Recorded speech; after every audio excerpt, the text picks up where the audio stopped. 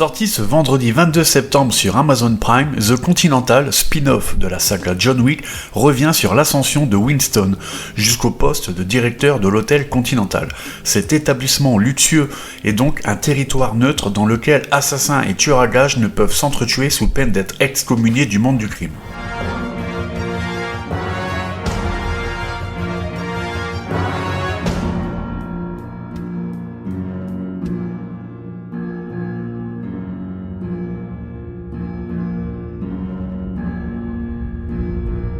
Retour dans les années 70, donc plus particulièrement à New York, où l'on va donc retrouver le personnage de Winston, autrefois incarné par le charismatique Ian McShane dans la saga, et cette fois donc incarné par Colin Woodell. Je vous offre l'opportunité de décider qui vous voulez être. L'intérêt de cette mini-série, c'est donc de découvrir le parcours de ce personnage jusqu'à son ascension finale que l'on connaît déjà tous, à savoir le poste de directeur de l'hôtel. Le directeur de l'hôtel a sollicité le plaisir de votre compagne. Tout un parcours semé d'embûches va donc se dresser sur son chemin, à commencer par Cormac, interprété par Mel Gibson, qui revient un peu sur le devant de la scène avec cette série télé, une première à son actif. Cette grande institution fait partie d'une structure très ancienne et des plus sacrées, Winston. On retrouve donc très vite le ton John Wick, par sa photographie, son ambiance poisseuse et une scène d'ouverture remplie de gunfights et de bastons relativement directs et brutales. Cependant, la série prend le temps d'installer ses personnages. Format série télé oblige, les scènes d'action seront donc bien moins présentes que dans la saga originale. N'arrivant pas au niveau de son aîné, elles restent cependant au-dessus de la moyenne en matière de série, et seront à chaque fois plutôt agréables à regarder. Tu veux prendre la direction de tout cet hôtel? Comment tu comptes nous convaincre qu'un type en lavalière est capable d'un coup pareil? C'est un foulard. Afin de coller à l'époque, donc une BO rock années 70 nous accompagne tout le long de ces 3 épisodes d'une durée quand même de 1h30. Bonjour, monsieur Scott. Et c'est peut-être là le défaut de la série. 1h30 par épisode, c'est peut-être un peu trop long, à mon sens. Pour ce qu'il y a à raconter, pour un destin déjà connu de tous, c'est quand même un peu long.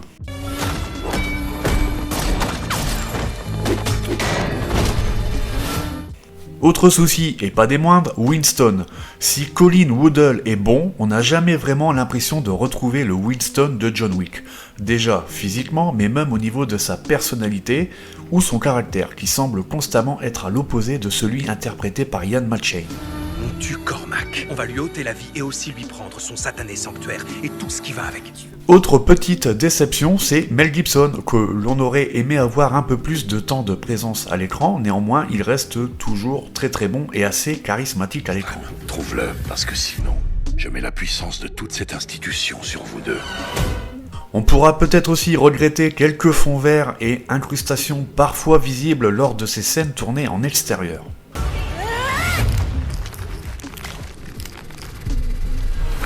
D'ailleurs, petite question philosophique, est-ce que c'est le spectateur qui s'est professionnalisé, entre guillemets, avec les années et arrive à détecter ce genre de trucage, ou est-ce que c'est tout simplement mal fait?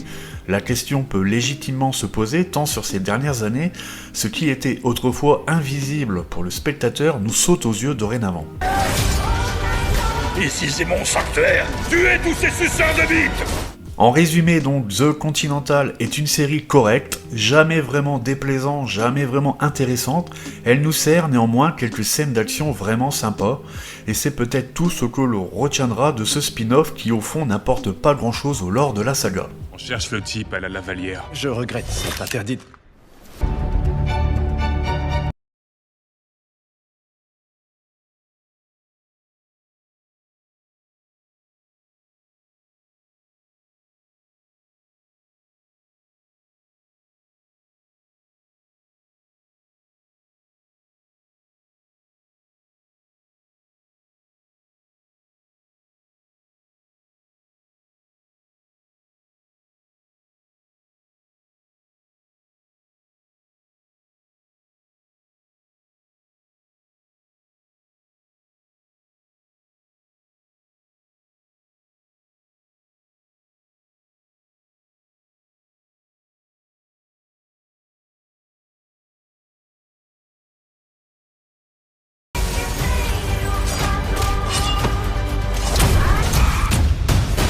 que je vous demande n'est pas facile.